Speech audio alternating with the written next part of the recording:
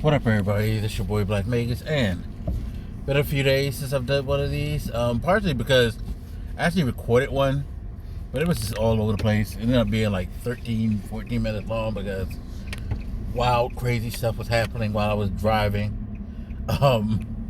It's really insane stuff. Like this guy pulls from a turn lane and straddles in front of 3 rows of cars at a red light. So he's in the middle of the road.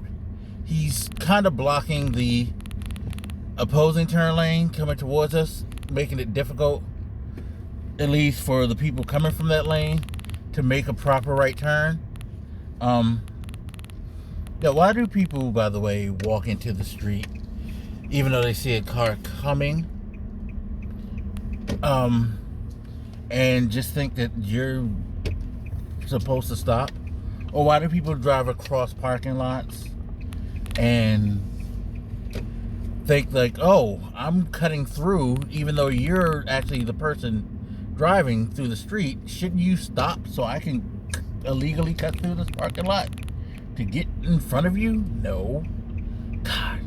See, and this always derails these videos. I should never do these while driving. I should go back to the old school way how I originally did these and just do it while I'm fucking sitting still, because it's less chance of something stupid happening and me having to like lose the tangent because of like road rage.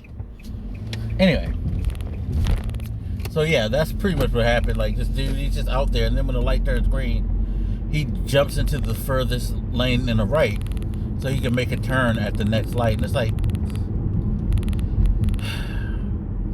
you just wanted to get in front of everybody. What the fuck? Was that really worth it? Like, thankfully for him, there were no cops on the scene, because they probably would have gave him a ticket quick, fast, in a hurry for doing some dumb shit like that. And I really don't understand why people do shit like that. Because that's the thing. Like, you don't know when you might get caught. Like, stop thinking because you get lucky. Like, once, maybe twice, that you continually get lucky. But then, I digress. So, the original point of that video, which is the original point of this video, is to say I watched Batman vs. Superman and the original Snyder Cut, because that was pretty much the original kind of lead into the whole Justice League universe. Mind you, Man of Steel is a part of that universe, but I just wanted to look at the ones where Zack Snyder's like writing was a big influence in it. In particular, Justice League, where he basically did the whole original story for that film. Because I wanted to make a point to have those in my mind when I lead into the Snyder Cut, because you know, Snyder Cut's out. You got a lot of people sitting here going off about it's the greatest thing in the world. It's such a much better movie than what Josh Whedon originally did. It's so different, and I'm sitting here like, yo, why y'all such marks? And it just made me realize that the internet has made it easier to become cult-like, and that's not cool. Like this whole Snyder Cut starting, what, a year or two ago, the release the Snyder Cut bullshit. Like, people kept saying, like, you know, if he would have really had time to do what he wanted to do, and if things didn't happen, and if Whedon didn't change everything, you know, it would have been a better movie. We need his version of the movie. And he, of course, picked up those threads. This is why I say people are marks. And he kept massaging it, kept throwing out stuff like, yeah, we had a whole lot of footage thrown. Well, I didn't originally see the Whedon cut, but I know there's a lot of things that we couldn't get put into the movie. Like, how do you know? You didn't see the movie, but you know there was a lot of things that you wanted in there that wasn't put in there. Like, just saying all types of shit, egging on the crowd. He literally was just basically, you know, seating the crowd. Ooh, got a parking space in front of my building. That is what's up. He's leading, like, egging on people and inciting the mob. Because I think he realized it's early on, once the whole release the Snyder Cut thing started trending, that he could definitely use this to his advantage. And I can barely see that car, so I'm going to pull up. Parking, people. Gotta be careful. Don't want to hit nobody's car. I can't afford to pay all of that. That's for damn sure. But yeah, so he took it. He ran with it, which I am not mad at him. I mean, hey, if you can work it to your advantage and get what you want, and you got people who are willing to buy into what you're saying, fuck.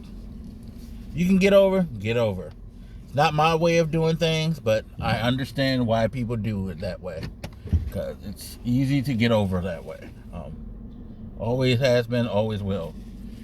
People will always take advantage of situations. And he did a good job taking advantage of that situation. He got people to push. And Warner Brothers wasn't going to do it, but they quote-unquote caved. The reason I say quote-unquote caved is because, and people don't want to understand this and acknowledge this, this all came about, the whole, like, we're going to do it, we'll let you do it and stuff like that, came about when they were starting HBO Max. And, you know, HBO Max at the time didn't really have much of a lore. Like, think about it. When HBO Max was first announced, what was the biggest catch? They were like, we got a couple of original programs that we're going to do, and, you know, we'll have all these movies that you can access from, like, HBO, all the HBO shows, you know, and their original content. Just like a ton of Warner Brothers properties from, like, the DC Universe was thrown in there. Instead of it being a separate service, all that stuff. But they didn't have a real big lore, so this was the lore. It was the original lore, because they were like, we're going to put this on HBO Max. So if you want to see this movie, it's going to be on HBO Max. Snyder Cut's going to be on HBO Max. Internet cheers, everybody's, like, happy. Warner Brothers execs in the back, you know, doing the Birdman hand rub, because they're like, yo, fuck it. Let them do this shit. For them to see it, they gotta pay $15 a month if they don't have HBO to see this movie. And they seem willing to pay the $15 a month, so fuck it. We'll take everybody $15, and then they can cancel, but we'll make a big lick off of that month. By the way, just to let you know, in the beginning, HBO Max had a free trial period, but by the end of 2020, that shit was done. So, no, you could not get over that way at all. You had to actually get a fucking subscription and pay for it that month. So, for those of you who thought that you were going to do that when this shit came out, they were ahead of you. So, all that's happened. Snyder kept putting out all this stuff. And then you start hearing stuff that made me realize, at least, that this was definitely, one, there was never a Snyder Cut, which he lamented. There was never really a Snyder Cut. There was just ideas that he had. And then two, him talking about, like, yeah, we had all these concepts that the company didn't agree with, or, you know, things like that. And it's just like, yeah, no. It's, one, it wasn't Whedon's fault. Two, it's not a Whedon versus Snyder thing. It's actually a Warner Brothers versus Snyder thing. And three, he had no intention of doing anything that the studio actually wanted. And he was dead set on doing his own thing, because he openly came out and said he doesn't consider anything else done in the DC universe, film-wise, since he took the reins, as part of his universe. They're all separate entities, which is weird because both Aquaman, Shazam, and Wonder Woman film, and both the Wonder Woman films, are based off of characters within this universe and set in that universe. Superman appears in Shazam, y'all. Come on. And they openly acknowledge that all of the Justice League is in the same world as Shazam. Just to let you know before you start bagging on the Shazam thing. So yeah. But he still conjured this whole thing and kept saying all these things. And people kept saying, like, yes, this is going to be it. This is going to be the greatest superhero. And it came out and they just took it for what they wanted it to be. Not necessarily for what it is. Which, from what I understand, and I'm going to watch it.